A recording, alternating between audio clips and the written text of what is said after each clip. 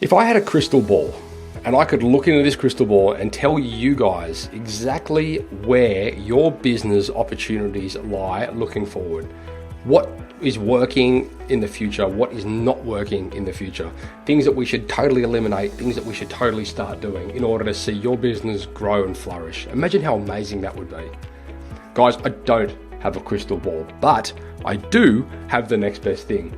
We've recently just launched our opportunity analysis, and the entire premise of this exercise is to help you guys understand where the holes in your bucket currently lie.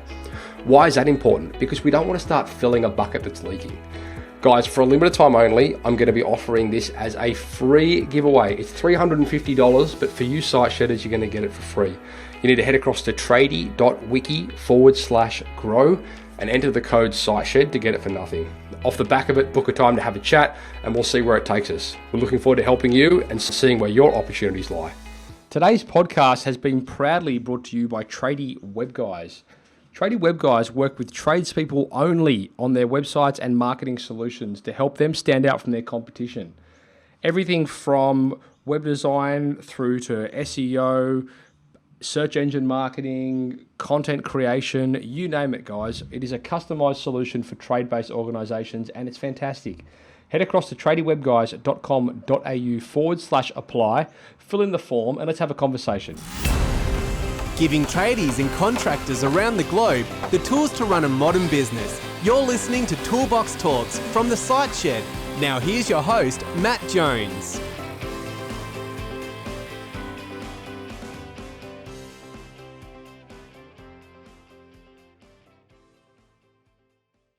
Taylor, welcome back to the Site Shed podcast. Oh, you're welcome, mate. Good to be back, mate. There's no place I'd rather be. For you listeners and viewers out there, if you missed the first episode that I recorded with Taylor, go and check it out. It was a story which basically spoke to his journey from being a one-man band to a team of 15 in under 5 years. So it was a really good podcast, and we were talking for hours on that thing. That was it was great. We just touched on so many awesome areas of a growing business, and I really encourage you guys to go check that out. You'll be able to find that over at thesiteshed.com. Today, however, Taylor, we're here to talk about something that you've been putting a lot of emphasis on lately, something that I'm super passionate on, and something that I absolutely preach religiously to our clients over at Tradie Web Guys, very often to deaf ears. So I will be using this podcast very much as proof and ramming it down their throats whenever I get objections and pushback. But today we're talking about content strategy. And you guys have recently been dialing in,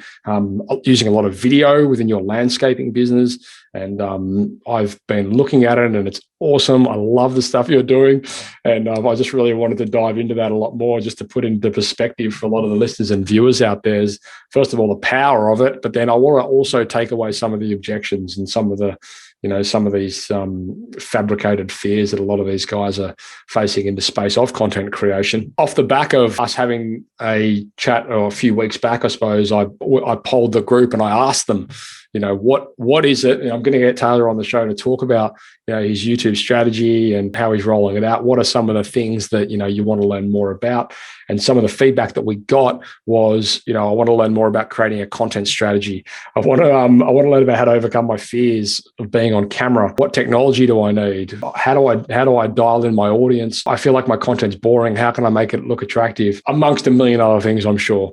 So I'm hoping in this conversation we can address a few of these issues and anything else that might pop up along the way. So, mate, thank you again for your time. Appreciate you coming back on. No, like I said, my pleasure. I always love talking about this kind of stuff, and me personally, I love scaling businesses and especially this business, which has been my primary focus. And to be honest, I don't think there's any better way to do it than through marketing, and in hand comes that sort of content creation. So I think like we'd spoke about previously in the last podcast we talked about, I think it gets to a point where, you might have sort of 3-4 guys, you're sort of sitting around the sort of, 500,000, just under a mil mark or whatnot. And like you said, you can only go so far with referrals or word of mouth. I think you get to a point where if you want to grow it further, you need to feed the beast, as I call it. So that's what a lot of my job revolves around. Sure. And so can you just give the listeners and the viewers out there that aren't familiar a bit of a insight to your business and what it is you do, just so they understand? For sure. I am the owner of Odyssey Landscapes up here on the Sunshine Coast in Queensland.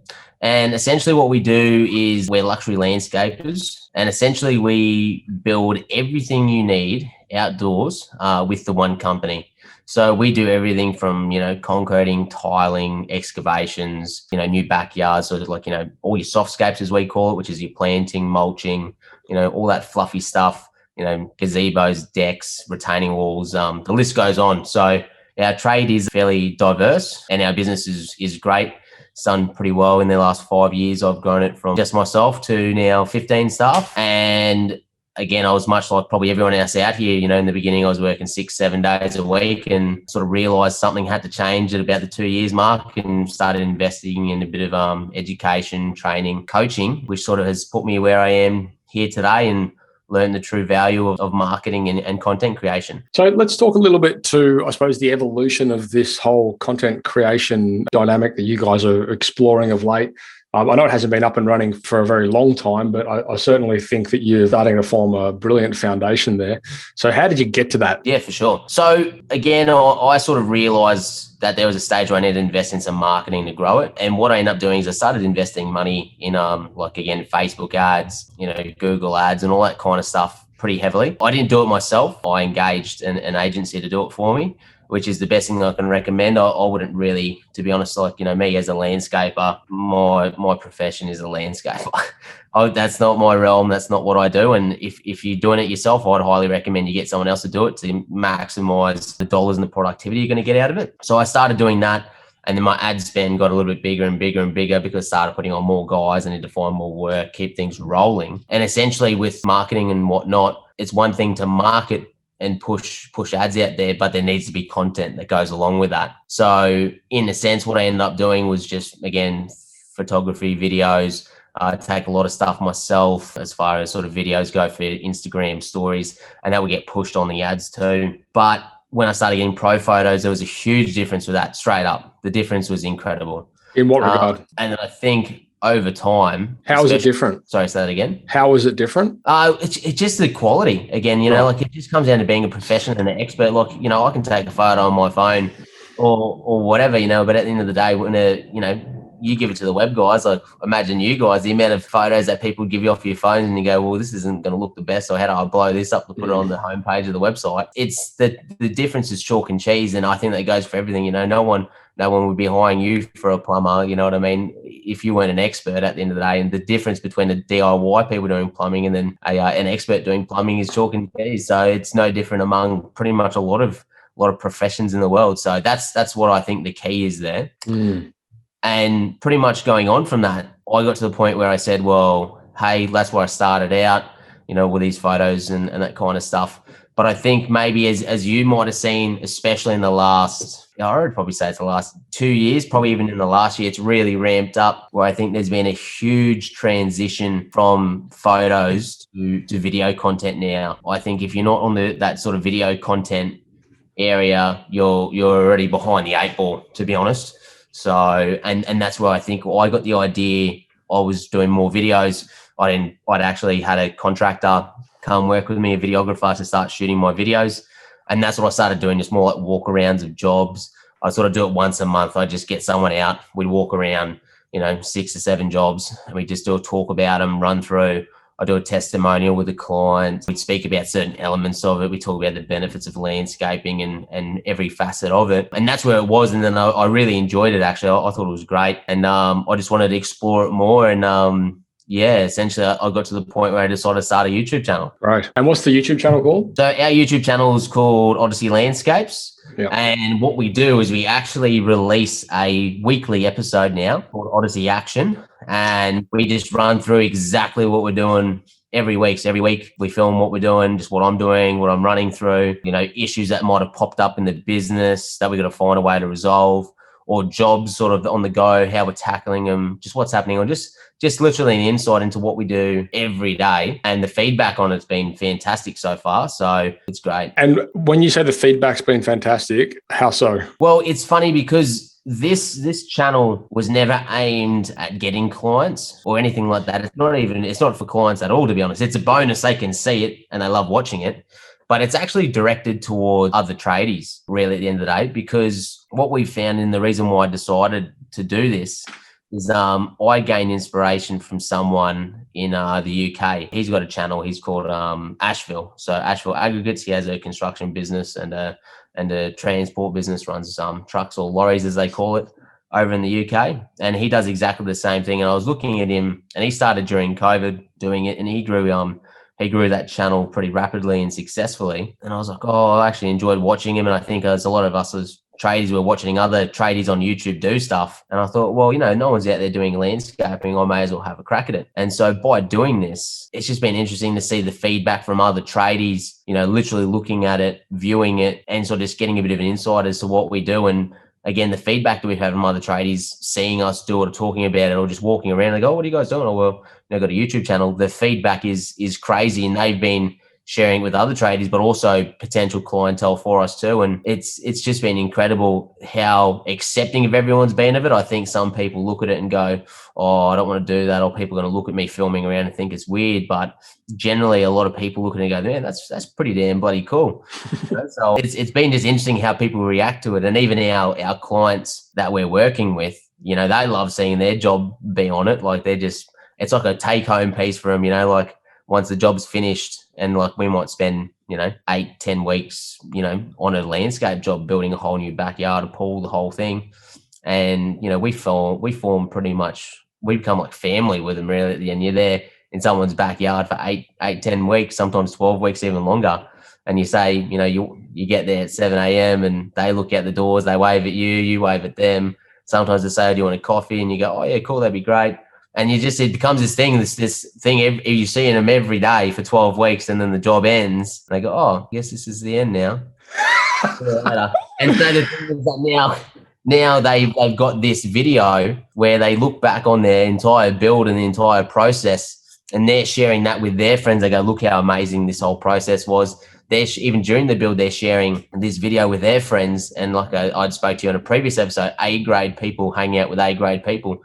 If I've got, I don't know, Darcy, I'm just picking a name, and she's an A-grade person, I bet you she hangs out with other A-grade people who want to spend money on landscaping too. Sure. And they're going to be pretty envious of what she has by the end of it too. So being able to use that and bring other people on the journey in a way, so it's not just Nance or Darcy experience the journey or the experience, that we're able to share that with multiple people, has been a massive boost to sort of converting jobs and landing jobs. People watch it and almost sort of know us before we've even met them. They rock up and they go, oh, Taylor, or anyone from our organization, because they know us. They like, it gets to the point where, they feel like they've just seen you that much, and it's a huge tick in our box. So. Cool.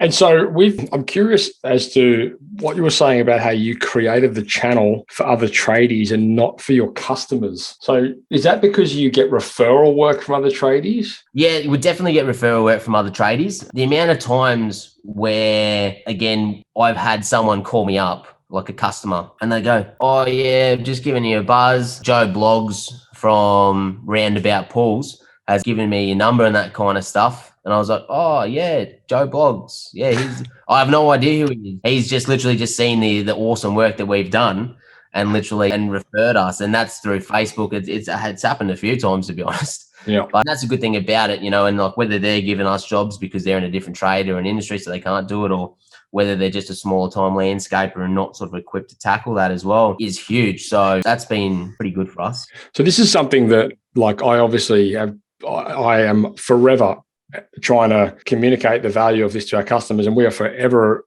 evolving our products and offerings around this exact mantra. Because what you've basically just told me is, whether you know it or not, you're building trust and rapport through content. And so although that content is not necessarily at the moment perhaps hitting the homeowner, who is the end client, it's building trust and rapport with service providers that know and like your content, that are referring you without you even knowing them. And we also get this all the time, and it's great. Like, the power of creating useful, relevant content has so many serendipities, and it's so scalable in so many different ways. It's very hard to quantify, definitively what all of those advantages are, but I can tell you right now, they're vast, something that you're starting to learn yourself. Now, I want to dive back into the types of content because you touched on it before and you were saying, well, a couple of things I want to touch on. First of all, like you mentioned that you now hire a professional who follows you around, does this kind of stuff. That's out of reach for a lot of people in the early stages. So I want to hear, I suppose, your thoughts on how people can get started with this, which doesn't involve hiring a film crew. Because in my experience, it's not actually the defining facet of a content strategy, but the defining facet is getting started. And so I try and encourage people to, although where it may evolve into getting help with it down the track, like I don't want that to be a detraction from getting started. And so we see this constantly when we're building web projects. Like we see people that are like, oh, okay, well, we need to, like I need photos for your website. Get me photos. Oh, I'd have to go hire a photographer. I'm like, no, I don't care if you hire a photographer. The quality of the cameras that you carry in your pocket are actually quite good, provided you apply a bit of common sense to taking the photo. For example, lighting is important. So have a think about, I think for the better part, if people actually think about what they're doing instead of just pulling out the device and snapping it because they're in a hurry or whatever, then that normally leads to a shitty image. But if they think about it, it actually comes out okay. Same thing for video. Video is super powerful. These devices that we carry in our pocket record amazing videos, but use some common sense. Like sound on a video is super important. So you're going to need to get a mic. You can't just expect to yell at a phone and it come through well in the end recording. I would say, as great as it is to be able to hire people to do these things for you, also to get started, don't use that as an excuse to not get started is what I'm getting at. So where did you get started with this? Yeah, for sure. So for me personally, again, in the beginning, as far as generating video content, I just, again, had my phone on me. I just sort of video myself talking through a job, or obviously sort of like, selfie style it, and just sort of talk through exactly what it was I was doing and that kind of stuff. And that was really just for, again, my Instagram stories, any sort of videos and whatnot. And that's how I sort of got going on that personally. The thing is with Instagram stories, right? An Instagram story is not designed to be polished. No. Like it's a story, like it's designed to be shot from a phone. That's why Instagram is a mobile first, app, So I think for you guys that are using that as an excuse, don't, and you'll often find, and we found this in the past as well, we still find this to this day, sometimes the less polished, videos that we do, things that aren't edited, they might have a slip up in it, my daughter might run in screaming or something, like they're the ones that people love the most, So it doesn't have to be super polished. And often it not being super polished makes it a lot more relatable and a lot more human. Correct. Exactly. People want authenticity at the end of the day. They don't want to see something that's been just zhuzhed up and tweaked and changed. And I think there was like some, again, talking about AG spender statistics that aren't real. There was some stupid statistic like that people enjoyed watching those far more than something that was edited and changed up. And I think that's exactly right. Like as far as Instagram stories go and stuff, people want to see you, you know what I mean? They want to see in its raw format what it is that you're actually doing and just talking about it. So I don't think really there is any excuse apart from people saying time, I don't have the time to do it and that kind of stuff. But literally, if you're walking around a job site, even like, the boys have finished the job and you're literally walking around just to talk to them and say, hey, how'd you go with this? How's this going? That sort of stuff. Just pull out the camera and literally film. It doesn't have to be even you in it. It can be just the other backside of it. I think any good content is still content as long as you're filming it. And like you said, at least you just shoot it. You don't have to be in the app. You just literally have your phone open, just video it, review it later, and then just literally just throw it up. You know what I mean? If it's good to go, just throw it up, just do it. I think that's the biggest thing. I think a lot of us all talk about it, be a good idea and whatnot, but there's no real barriers stopping us from doing it at all, to be honest, Matt. Well, there's none that I find that are not purely self-fabricated. For example, I don't like being in front of the camera. And in truth, that's a huge objection. And I would say 90% of people that I speak to give me that objection, like tradies. And I get it. It's kind of uncomfortable. But what I always say to people is a couple of things. First of all, this is a skill that you develop, and you can't develop a skill unless you do it. So, you can make the excuse that you don't like it, but at the end of the day, like, it doesn't really matter if you like it. We're not talking about doing things that you like. We're talking about doing things that work. So this is something that you can improve. So and that's right. a lot of things you do for the first time you don't like or you're uncomfortable with, you don't jump in a car for the first time on your learners and cruise around and say, oh, this is this is amazing, I'm so good at it. You know what I mean? You're going to be shit. Like it is uncomfortable, and you're going to say, geez, this is difficult or tricky. You know what I mean? And it's no different from this. Like I said, it's a skill that you learn, and it's about over time, being comfortable with it, which happens. Sure. And so, but then that leads on to the next objection, and I think the more significant objection, and one that potentially requires a lot more planning, a lot more thought, and potentially help, is like understanding, like creating that content strategy and what you're going to be recording content on, why you're going to be recording content, who it's for, who it's to resonate with. That whole, I think anything that involves strategy is often quite tricky. Pulling the phone out and recording is the easy part. Pulling the phone out and recording on things that are relevant, useful, and speaking to, problems, that's the next obstacle. So how do you define that? And how do you create, like within your content strategy, how do you make sure that you're addressing the right problems and you're speaking to the right people and you're doing it in a way that is not just purely ad hoc? Or is it just purely ad hoc? To be honest, I'm not going to sugarcoat it. It's a bit of both. There's time when it is ad hoc, and there is time when it is planned as well. Like a lot of our sort of end of job stuff, like we finished a project and we want to show people obviously what it is that we did and what can change, and just talk about general landscaping, the value it adds. A lot of that is all planned and scripted. Like we run right the way through and say, hey, well, what are we going to say about these certain elements? Write it down, plan it, figure out sort of when we're going to release it, and all that kind of stuff. There's a lot of that goes on. And I think you need to, there's a lot of, if you think some of the best TV shows out there in the world aren't scripted, well, wrong. There's always something planned. Neighbours is planned? Well, that's right. There you go. You never know, would you? There you go. But as far as our day-to-day, like in our weekly videos, which we've started doing now, that's just literally just walking around and talking about what it is we're doing. Like the amount of times where even yourself as a tradie, you can just, like say if a client says, oh, what are you doing over here? And you literally just walk over, and because you're an expert and you know exactly what you're talking about when it comes to your trade, and you just talk them through it. You say, oh, we're doing this drainage over here because of, the land falls this way, and we've dug a trench, we've wrapped it in geotextile, and then, 20 mil drainage, and put some ag pipe in there and stuff as well. And you're explaining the mechanics and the process of how it all works. That's all what people want to know anyway. You know what I mean? They want to know about it. That's why they're asking you the question, and you want to educate them, and that's why you're telling them. So literally, that's all people want to see online as well, and that's why I always look at it and I go, well, I think planning is very important, but I think also at the same time, there's a lot of stuff that you can't just quite capture sometimes with planning, and there's a lot of good stuff that actually happens without any planning too, and just being able to capture it is the good thing. If you use it or not, whatever, but at least you've got it. And in my experience, there's like people have misconceptions around planning and strategy, and they think that it has to be completely scripted. I mean, let's take this podcast, for example.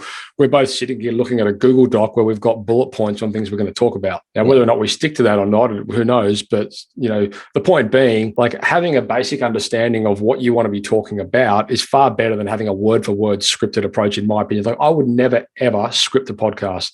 And I really struggle, and my advertising guy and my podcast editor really encourages me to script the ads that we run for the podcast, and I hate doing it. I freaking hate it.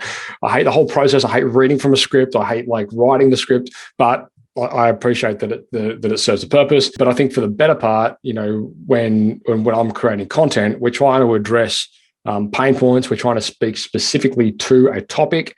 We're trying to use content that I know is going to be relevant and useful, and that's based off experience and expertise within my vertical. Like I know people struggle with creating content, so I'm creating a podcast, I'm creating content. Now, I'm pretty confident no matter which way this podcast goes, people are going to get value from it, and they're going to be inspired, and maybe 2 or 3 of them out there out of the thousands of millions that listen to my podcast, maybe 2 or 3 of them will actually take that and action it, So I think sometimes as important as it is to, like, you can kind of combine a content strategy with, like you say, ad hoc, and like I do with this podcast, like there's a strategy behind it, but it's kind of, this conversation is completely ad hoc, but it ties into the strategy. Correct. And that's it. And it's just like I said, it's really a mixture sometimes of what you're doing. like exactly what you said. There'll be times where I will plan exactly what I'm going to say for some things. And even when I plan it and I say do script it, and I say I'll just read it 10 times to myself, and then I just say it to the camera or whatnot, it doesn't come out exactly like the script, but it's roundabouts sort of fairly close to sort of what I'm aiming for. And then as far as obviously like a lot of the ad hoc stuff, like just walking around filming, you just talk about it. It's just pretend there's not even a camera there and just talk about your day to day. That's almost what me and you're doing now. Literally, we got the bullet points, but we just talk about whatever comes up, however it comes up, and just let it go, let it flow, you know? And I think one of those fabricated fears is that they, people out there have this perception of, it needs to be this, this super production, this massively produced, piece of content, when, like you say, the reality is you're just walking around talking about things that you are already an expert in.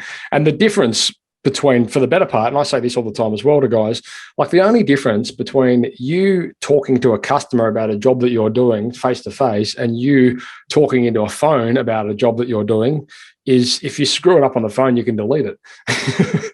So like you guys do this all day, every day with your customers. The paradigm shift is, okay, well, let's hold a camera up in front of my face and have the same conversation. And for whatever reason, we have this fabrication in our mind that makes us clam up about it. Exactly. And it's just a case of just slowly experiencing it, changing it, and getting used to it. Like literally, I had the same thing where, me personally, I've always been fairly comfortable and sort of, I suppose, in front of a camera or just being me. So it doesn't really matter. But like even a couple of my staff, like as soon as I had someone here who was pretty much videoing all the time, a couple of my staff pretty much just were like, holy crap, well, I feel so comfortable. They just froze. Like, Right. I don't know what to say. And you might see in a couple of my videos, like where I have Murph, one of my apprentices, who's like, oh, I don't know what to say. And it's great. But you know what? That's great content. It literally cracks everybody up. And the thing is that you look at his progression now from sort of where he was to where he is now. Yeah, he's so much more used to it. And it just takes a time thing. You know what I mean? Yeah, exactly. And it is something you just get better at. Like I would never go back and listen to some of my earlier podcasts, but I can almost guarantee they'd be absolutely shocking.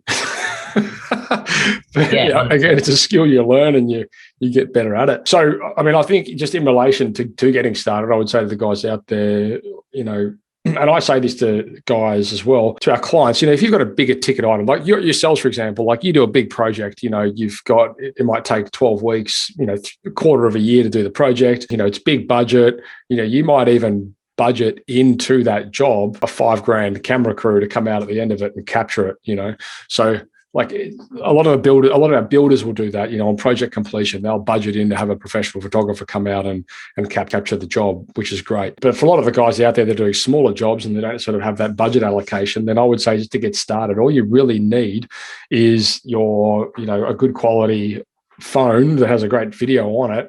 Definitely invest in a microphone. I'd say like that's one of the biggest problems as you see with content, like people just not talking into a microphone. And even like, content you see where people are like writing on a whiteboard and they're turning around and then they're trying to write like this and talk into the microphone and you can't hear it, right? So like just little things like that. Just use common sense. So, make sure the lighting is right for your photos. And I say to guys all the time, like if you're doing project-based work, one of the best things that you can do on a project-based job, if you're there for say a year or half a year or a quarter of a year or whatever it is, like every week at the same time on the same day, say it's Friday at 11 a.m., go up to the one point of the project, take exactly the same position, take exactly the same height with the same lighting, take a photo. So over the course of a year, you've got this beautiful time lapse from exactly the same angle, from the same position, from the same lighting at the same time of day. And it just tells this amazing story. And it's so easy to do that, But exactly. All that stuff's a game changer. Like, even touching on that, we do exactly the same thing. And you can, like I said, I know people talk about time or, I forgot, I didn't take the photo or whatever.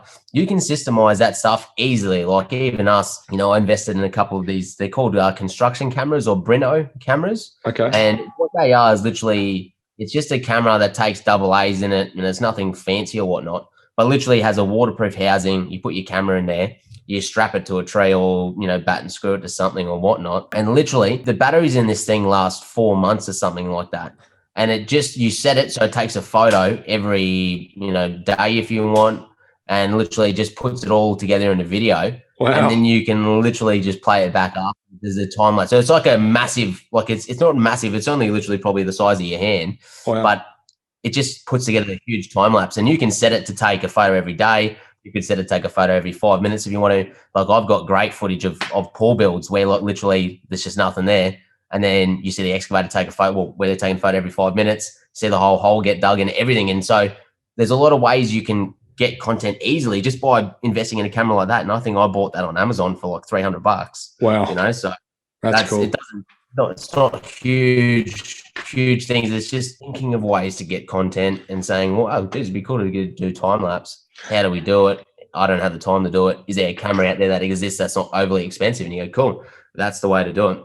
Yeah, exactly. You know? That's brilliant. And I think as well, like one thing you touched on then was, I forgot. Or whatever, I forgot to do it. I didn't have time to do it. And I think for the better part, in my experience, until capturing content becomes part of your process, it will always get relegated on the list of important things to do, you know, right behind, you know, going for lunch with the boys and that kind of stuff, you know. So I'd say, you know, as part of your job checklists, you know, your project management or your job management or whatever it is, there needs to be part of that process which involves capturing content. And that should roll out to your techs as well. And for the better part, most of the guys that are out there that are using tech, they will do this anyway, but they don't do it with a marketing perspective. For example, you know, if you're running Tradify or you're running ServiceMate or whatever it might be, you know, you will get out to a job of like it's a, I don't know, say a gardening landscape job or whatever it might be. And you'll probably tell your guys anyway, well, let's take photos of the job before, take photos of everything around it, take photos of the concrete driveway, take photos of the pavers and the brickwork. And you do that for a couple of reasons. First of all, you want to protect yourself in case the client comes back at the end and says, hey, you put this massive scratch on our driveway. And you can say, well, no, I didn't. Look, here's a photo before we started. So you're kind of protecting yourself there. And they, you know, so it serves a purpose for liability and indemnity. But then if you put a different spin on that and you say, well, we also want to use this content to tell the story of the job, then you can also use it for your marketing. And so, like, for the better part, most of the guys are doing this anyway. So if you apply a little bit more effort, a little bit more thought behind capturing that data, which might involve things like, does the lighting look okay? Or if I'm capturing a video, does the sound come out okay? Like, that's a really small thing and an easy thing to address, which can make a really big difference. Exactly. And I think it's just about talking to you guys about it. You know, like, I think obviously as far as content goes and that sort of stuff, you guys can, you know, your employees can definitely capture it and have a word to them about it. Like, I know for us, we always say, hey, look, every day we just want, like, they go, I take photos of every job before we go out to them. And obviously my estimators and salesmen are doing that too. But for my supervisors, I just say, look, I want a photo or a couple of photos every day of what you've achieved or what you're doing. And then we just literally, we use WhatsApp. So I know other people use like Slack and all that sort of stuff to communicate among their teams, but we just have a chat in there. It's just called content. And people just literally just go bang, just post stuff. And that's how we get content for Instagram, whatever it is, or if we want to just, you know, just mush it into something, we can. Yeah. And like I said, it's all that kind of stuff that's not that hard to do. And I think, say, for instance, yourself, whoever is going to say take the reins of, you know, actually generating content, because I still think there should always be someone in charge. And in my case, it's me. And I have a videographer that works for me too, who's obviously in charge of capturing that content too. But as far as putting like a plan or a strategy together for capturing it, you know, like, I always say, like, for instance, it's a bit different for me. Like, I'm videoing every day. And if not every day, there might be one day a week that I miss. But it's just about going, well, hey, you know, part of your week every week saying, cool, what's coming up next week? Mm-hmm. Oh, we're going to finish this job. That's going to be finished. Or this is going to be done or whatnot. Saying, well, cool, sweet. I need to go around and capture some content there. Or I need to really remind the staff member, you know, who's completing that project, just to do a walk around and do it, like, even just 10-second talk on what they've done, or 10-second talk, you know, about how it's changed this immensely all the clients' lives. And that's all you need. Just something, anything is a good way to start. So one of the things as well, and you might be able to back this up and shed a bit of your experience on it, but like, we are forever running into that conversation with clients about jobs that they've done and how it's not content worthy because it's boring. So we get this all the time, and, you know, Sparkies or whatever, they'll be like, oh, well, because every month we like, fill in this form. We need you to fill this form in so we can go and get a piece of content created for you. And the feedback is, oh, I haven't done anything interesting this month. And then when we dive a little bit deeper into it, They've actually done loads of really interesting things, and they're just looking at it with the blinkers on. So, correct. And like a prime example is, and I've said this a couple of times on the show, before, where, I was dealing with a plumbing client and like maintenance plumbing, right? Like, how interesting could that possibly be? We do block drains, we do hot water heaters, we do, water leaks and all these kind of things. But the unique spin that you can put on those pieces of content is what makes the difference. So, we have one client who was doing, I said to them, what have you done this month? Nothing interesting, nothing to record. What have you done this week? Give me a project that you've done, like this week. Or we did a dig up at, like, we did a sewer dig up. I'm like, okay. So you get that, and he's like, so how can we possibly create interesting content on that? I'm like, well, where was it?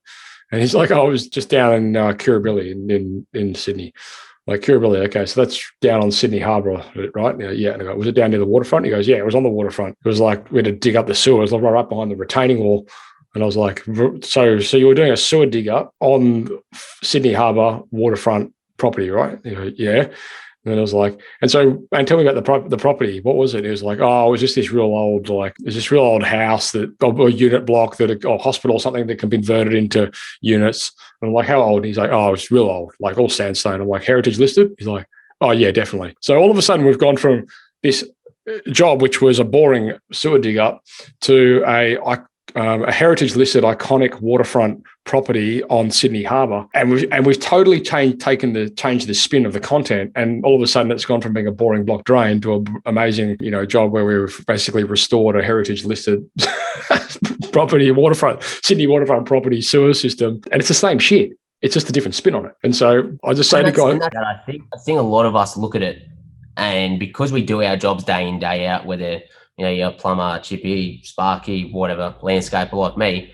you get so used to doing those jobs every day, like, you're digging up a sewer or whatnot, like you've done it 100 times before. It's not really that interesting to you anymore. Obviously, it changes and that sort of stuff, and you got your head stuck in the way of the job, and someone might talk to you about it, and you go, oh, it's nothing, it's just replacing sewer. But at the end of the day, that's just what it is to you, because a lot of other people in the world would actually find it quite interesting. So like, you look at people, man, there's people filming why they decided to put on this jacket today, you know what I mean, or why they're wearing, they picked this cardigan of all cardigans. And the thing is that these videos are getting hundreds of thousands of views or content, or people are watching it, because the thing is, you don't know what other people find interesting, and people do. You know what I mean? That's why some of those vloggers or whatnot, they've been such a success, and they're just talking about a bloody jacket. Right. If you were out there talking about the issues you run into with replacing a sewer, what you had to do, mate, you got the best content out of anyone else, I can guarantee you, right then and there. Yeah. And I think it's just about switching that mentality a little bit and realizing what you actually have. I think so. Then that's the biggest thing. I think people they get caught, and I think this is relevant to any business, because we do it day in, day out. It becomes a bit mundane to us, and it's not that interesting. But when people are coming to you as a service provider and they're looking for information that relates to a product or a service or a solution or whatever it might be, like, they are insanely interested in that content, and being able to provide them with that content, first of all, does a lot of the selling for you. So without you even necessarily having to do anything, and we get this all the time. So if you've got content that you can share with people, say, for example, oh, look, have you ever done any plumber websites? Sure. Here's a link to literally dozens of projects that we've done. Go and see if any of these relate. And then they come back, they're like, cool, when do we start? Like, it does all the selling for you.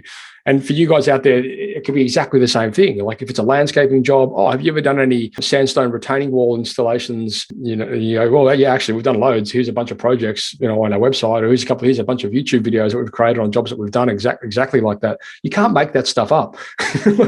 and we said exactly the same thing, with the sense that, I've seen literally videos on I don't know, YouTube or TikTok or whatnot, where because I do a bit of research on it just to sort of make sure I'm sort of aiming in the right direction. And there's dudes on there, man, who are literally turning a green pool into a clean pool, and they're just there, just throwing each bag of chemical in there, and just doing a time lapse showing you how it changes. And he's getting millions and millions of views. So, like you said, and he's bloody a pool cleaner, for crying out loud. You know what I mean? Like, look at all these other people who are actually building and doing amazing stuff, and all the content that you can generate. So it's just changing the way you look at it, and even for us, like we film our videos and what we're doing, and there's so many different avenues you can go down, exactly like you were talking about just then, like the amount of times where we've quoted a job and done something, and having a video has just been crucial because the client said to us, I'm thinking about doing this, or can you show me something you've done that's very similar before? Yep, no worries. I'll send you a link to a YouTube video.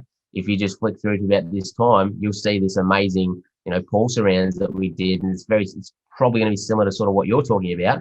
Happy days. And then to be able to see it live, a video walking around and feel like they're actually there. I'll tell you what, no one else in my industry is doing that. Imagine that. I'm pretty much blowing them out of the water, and It's not a really hard thing to do.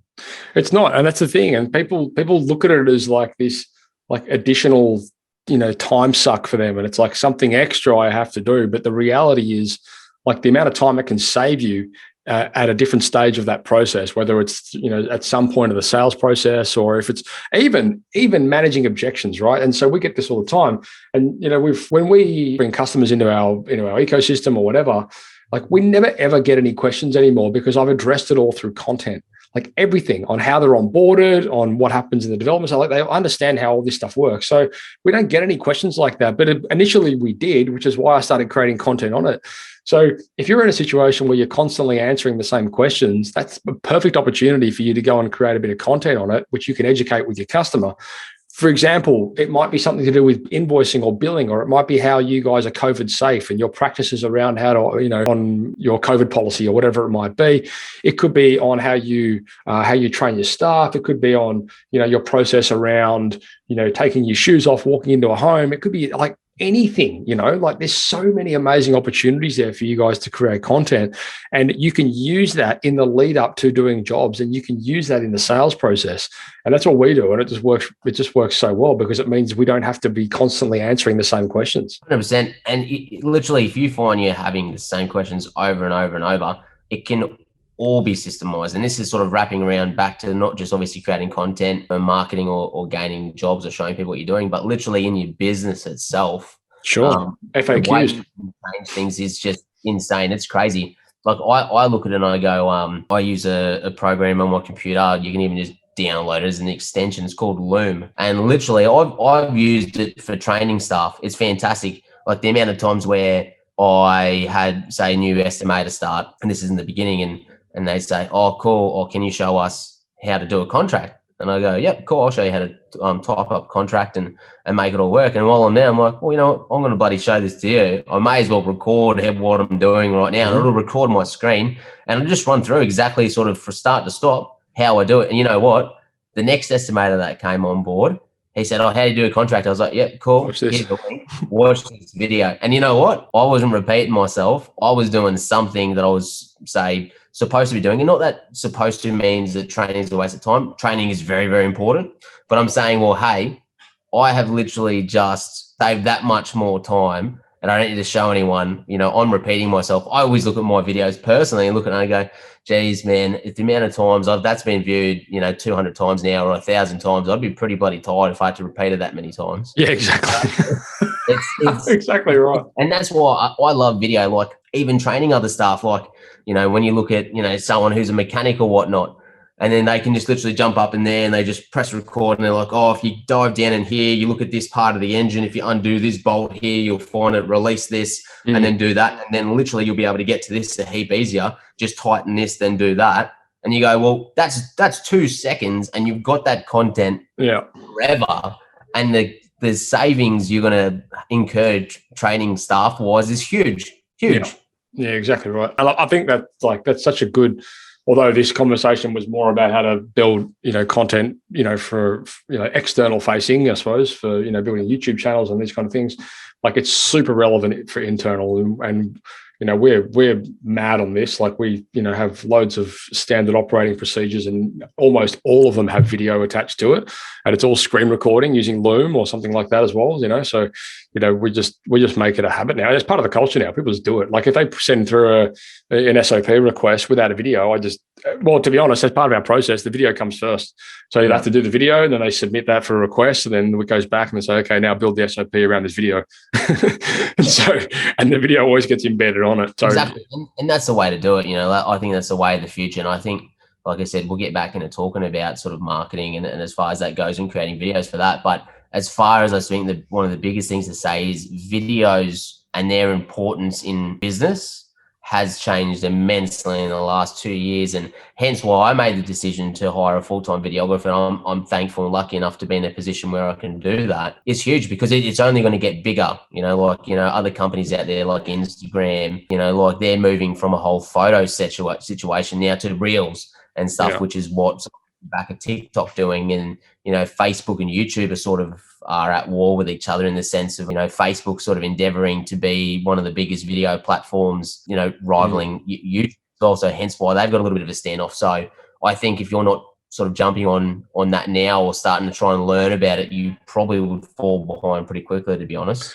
Yeah, I agree. And I think for the better part, I even look at, this podcast. When I started this podcast back in 2016, it wasn't a hugely popular thing. And people were like, why the hell would you want to do this podcasting thing? Like, it's just going to, why are you spending so much time with it? But sort of having a bit of perspective as to where it could end up. And, now there's so many podcasts coming on the market, but it's extremely hard for them to get traction now because they're new. And, with a sort of, I call it dumb luck, I suppose, that we sort of started early and made a really good staple in the marketplace. And for the better part, anyone out there that's watching this, if you're a trade business owner, you can almost guarantee that your competitors are not doing it. And the earlier you get in there and the earlier you start, stamping your flag in that, in that arena, the better it's going to be for your business, because it all adds to professional representation. It all adds to building trust and rapport. Everything will tie back to you. And at the same time, you're building this incredible resource of content, which your competitors definitely don't have. Doesn't matter how many Google ads or how much SEO they're doing. They don't have the content resource you're going to have. And when you've got that resource, you can leverage it in so many different ways. And it's so extremely valuable. Exactly. And like I said, that's one thing that I love about it. And I love being a trade business owner, is the fact that I think if you're just a little bit smart about what you do, and you can do this, like creating content, and I guarantee you, again, no other tradie I know up here on the Sunshine Coast, no other landscaper is doing what I'm doing. And you know what, and to be honest, as much as I love my fellow tradies, I actually love that I'm ahead of the game, because, mate, it's like, I don't even know. It's like I said, it's like I'm competing against, there is no competition in a way, because they're just not even doing it. So it's just amazing. And that's why obviously I still want everyone else to do it, because they don't know what they're missing out on. And the thing is as well, a rising tide lifts all ships, and you'll see that, if you've got colleagues and plumbers and sparkies that start doing the same thing, then, you'll start developing this little community of amazing customers that you'll be able to refer to each other, and you'll be getting, it'll be aiding everyone, Exactly. And that's right. So no, I think it's the huge thing. So like I said, video is the way of the future, and if you're not putting time in it, you really, really need to. Have you got any tips before we close off, just on, I suppose, overcoming some of those fears of fabricated or not, of getting content created, and how to build a bit of confidence in that space, and any tricks that you've used in the past, or you've got your team members to adopt? Yeah, I think it's just repetition. I think, as far as it goes, I think you just need to keep doing it and doing it and doing it, and it'll just come. You just need to make a habit of it. As far as creating content, you need to schedule time to say, every week I need to go film the jobs. I need to be hounding the boys to be doing it, and make it an actual priority. Put it in your calendar and say, today is the day where I need to come up with a plan to do it, and set that plan in motion for the following week. So I think that's it. And I think the other thing is, just don't be afraid to film anything. Don't worry about what it is you're capturing or whatnot. Just film it. Just do it. For me, I personally, with what I'm doing, I don't always have the video guy with me all the time. It's I'll be doing business stuff or whatnot. And I just carry a GoPro on me. I just got literally a little Karma gimbal, comes with it, in the Hero 7 or whatever it is. And there's nothing flash, but literally I just pull it out, just press record, and I just talk about what I'm doing. If I'm walking on a job site and I'm like, I'm just here today because I'm checking out how, Brock's doing with this sort of run of trees here and that sort of stuff, or looks good, or looks great, the boys are using their PPE here and that sort of stuff, or Murph looks like he's having a bit of issue with this, let's just go see what he's doing. And just literally I'm just taking that internal monologue and I'm just putting it external. I'm just talking, and that's all it is. So I think that's a big thing. Mm-hmm. And yeah, like I said as well, just pretend that there's no camera. Just be you, just go for it, and and just film everything and don't even think there's a camera there. I mean, I always say to guys as well, if you're ever in doubt, just think of your, just talk to your camera like you would to a client, because you know what you're doing back to front. You're the expert in this stuff, and for the better part, you're all really, really good at it. And when you talk to your customers, you talk with complete confidence. Yeah. and you can do exactly the same thing to your camera. I mean, we're doing it right now. I'm talking about this to you guys because I know with 100% confidence that that what I'm teaching you is valuable. And we've got an expert here who's doing it. Like Taylor's actually doing it. He's putting testament to it. So like this is an easy thing for us to discuss. And it's exactly the same thing for you guys. Like when you're out there doing something, just have confidence in what you're talking about and communicate it and articulate it correctly. Maybe some of the bigger obstacles that you might have to overcome is, articulation. Who knows? But like that's a great problem to have. So I would say time. Sure. It's just, you're not going to be perfect at anything overnight.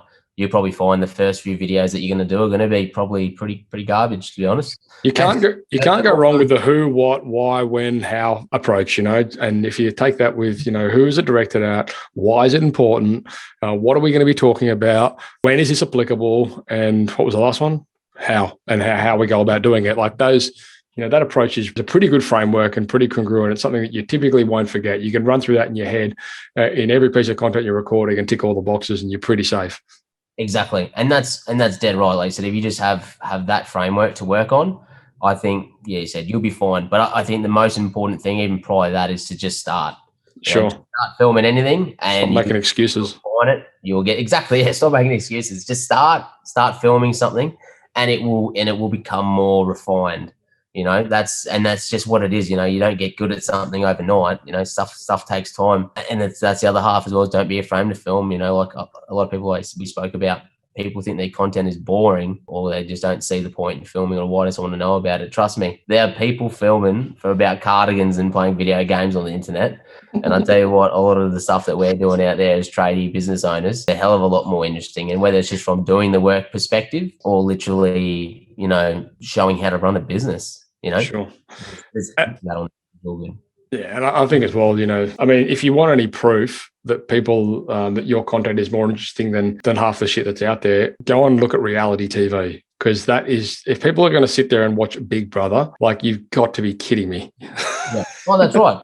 Exactly, and it just shows you what's out there as well. So there's huge props to it as well. And you know what? You've actually just made me think about something quickly, Matt. It's funny, and I know it might be a bit of an objection that some older tradie business owners have, or what kind of stuff. And to be honest, when I started filming this weekly episode, that really actually shows more so the how-tos, and not how-tos in a way, but like why we do what we do and that kind of stuff. Do you know what the biggest objection I got from some of my older staff was? No. Well, I mean, I can guess. Have we already covered it? No, we haven't even spoken about it. Okay. No, go ahead. A lot of them all said to me, I don't think it's a good idea because I don't want to give away my trade secrets out. Oh, yeah, sure.